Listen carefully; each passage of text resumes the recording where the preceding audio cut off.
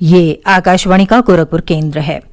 अब आप सुकीर्ति अस्थाना से सुनेंगे प्रादेशिक समाचार।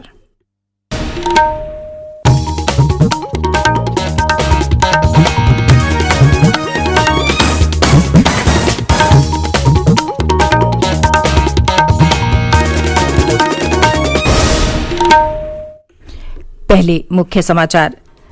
प्रधानमंत्री नरेंद्र मोदी ने कल दिल्ली में राष्ट्रीय स्वच्छता केंद्र का किया उद्घाटन। सप्ताह भर के कचरा मुक्त भारत अभियान की शुरुआत की। प्रधानमंत्री आज वीडियो कॉन्फ्रेंस के जरिए कृषि अवसंरचना कोष के तहत 1 लाख करोड़ रुपए के वित्तीय सुविधा की करेंगे शुरुआत। मुख्यमंत्री योगी आदित्यनाथ ने नोएडा में अत्याधुनिक सुविधाओं वाले कोविड अस्पताल का कल किया उद्घाटन। और देश में कोविड संक्रमण से स्वस्थ होने की दर 68.32% हुई।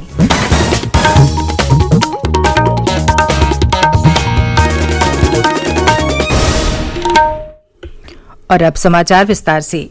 प्रधानमंत्री नरेंद्र मोदी ने कहा है कि स्वच्छ भारत अभियान से देश के प्रत्येक नागरिक के आत्मविश्वास और इच्छा शक्ति को बल मिला है। नई दिल्ली में कल शाम राष्ट्रीय स्वच्छता केंद्र का उद्घाटन करने के बाद श्री मोदी ने कहा कि इस अभियान का प्रभाव देश के गरीब आदमी की जिंदगी पर स्पष्ट रूप से दिखाई दे रहा है।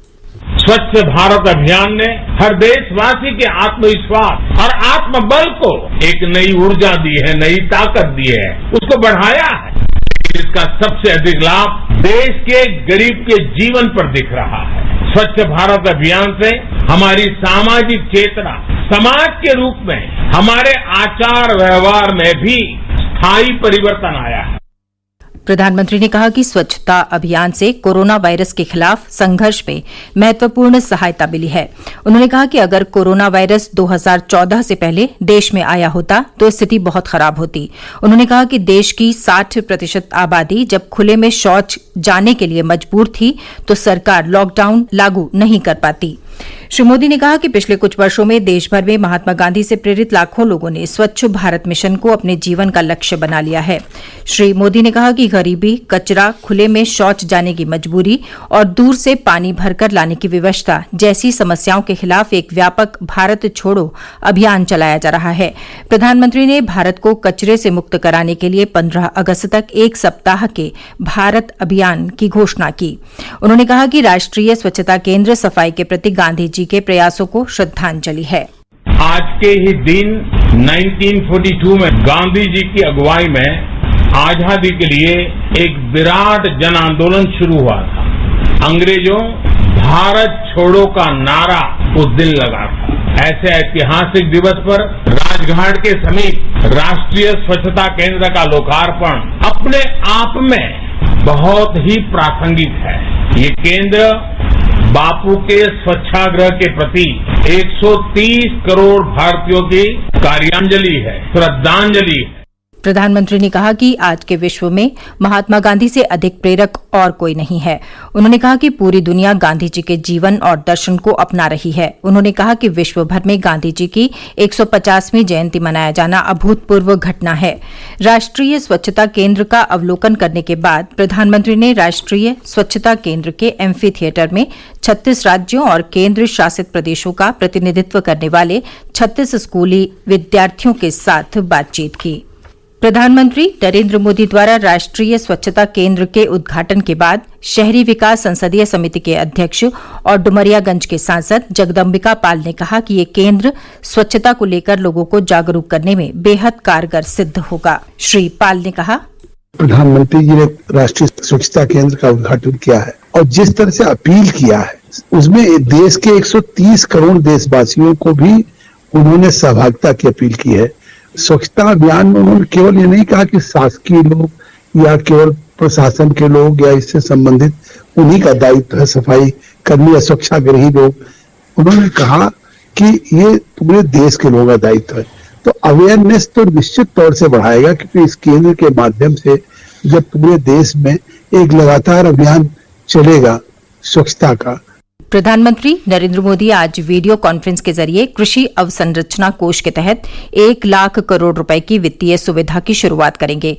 वो प्रधानमंत्री किसान योजना के अंतर्गत 8.5 करोड़ किसानों के लिए 17,000 करोड़ रुपए के कोष की क्षति किस्त भी भेजेंगे।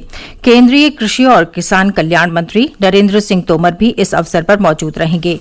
केंद्रीय मंत्रिमंडल 1,00,000 करोड़ रुपए के कृषि अवसंरचना कोष के अंतर्गत वित्तीय सुविधा की इस योजना को मंजूरी दे चुका है।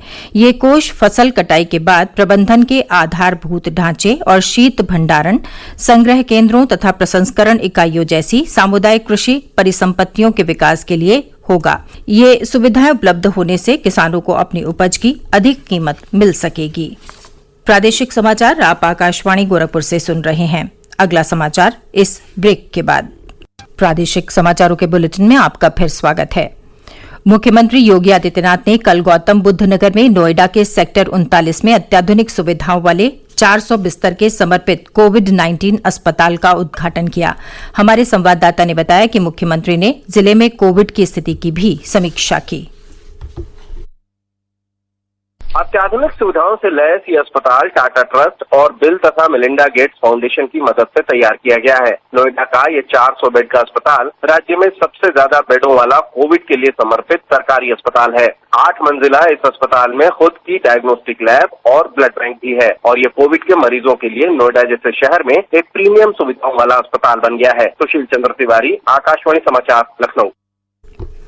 देश में कोविड संक्रमण से स्वस्थ होने की दर 68.32% हो गई है। केंद्रीय स्वास्थ्य मंत्रालय की ओर से जारी बयान में कहा गया है कि पिछले 24 घंटों के दौरान 48,900 मरीज ठीक हुए हैं। इसके साथ ही देश में कोरोना संक्रमण से ठीक होने वालों की संख्या 14,27,005 हो गई है।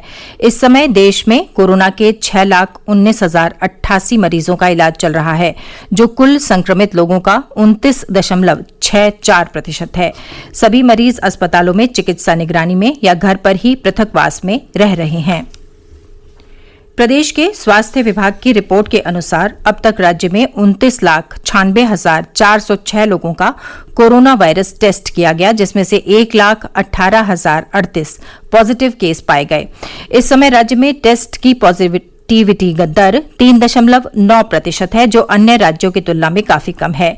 उधर राज्य में 46,177 कोरोना के सक्रिय रोगी हैं और 69,833 रोगी ठीक होकर डिस्चार्ज हो गए हैं। अब तक सबसे ज्यादा 12,074 कोरोना केस लखनऊ में पाए गए, वहीं कानपुर में 7,989 और गौतम बुद्ध नगर में 5,868 केस मिले हैं। एक रिपोर्ट हमारे संवाददाता की। स्वास्थ्य शिक्षा मंत्री सुरेश खन्ना ने बताया कि मार्च में 100 टेस्ट प्रतिदिन की क्षमता से बढ़कर इस समय राज्य में 1 लाख से अधिक टेस्ट प्रतिदिन किए जा रहे हैं। वहीं कोविड-19 अस्पतालों में बिस्तरों की संख्या 1,51,000 से अधिक हो गई है। बिना लक्षण वाले मरीजों को होम आइसोलेशन की सुविधा मिलने से बड़ा फायदा हुआ है। वहीं कोरोना कमांड और कंट्रोल सेंटर सभी जनपदों में शुरू हो जाने से कोविड-19 के रोगियों के प्रबंधन में काफी सुविधा हो रही है। MS यादव, आकाशवाणी समाचार, लखनऊ। प्रदेश के वित्त एवं संसदीय कार्य मंत्री सुरेश खन्ना ने कल संवाददाताओं से बातचीत करते हुए बताया कि कोविड-19 के मद्देनजर 20 अगस्त से शुरू हो रहे विधानमंडल के आगामी सत्र की अवधि छोटी होगी। सदन की कार्यवाही के दौरान 2 गज की दूरी का पूरा ध्यान रखा जाएगा। विधानमंडल की कार्यवाही देखने आने वाले दर्शकों के प्रवेश पर इस बार पाबंदी रहेगी। प्रदेश के 73 जिलों में आज बीएड की प्रवेश परीक्षा 2020 आयोजित की जा रही है। कोविड-19 संक्रमण से बचाव के पूरे प्रबंध के साथ 1,089 परीक्षा केंद्रों पर कुल 4,31,904 परीक्षार्थी परीक्षा में शामिल होंगे। परीक्षा के लिए प्रदेश में 14 नोडल केंद्र, 4 उप नोडल केंद्र बनाए गए हैं। राज्य समन्वयक प्रोफेसर अमिता वाजपेयी ने बताया कि परीक्षा 2 पालियों में आयोजित की जाएगी। पहली पाली सुबह 9 बजे से 12 बजे तक और दूसरी पाली दोपहर 2 बजे से 5 बजे तक होगी। सभी अभ्यर्थियों को कम से कम 1 घंटा पहले केंद्र पर रिपोर्ट करना अनिवार्य है।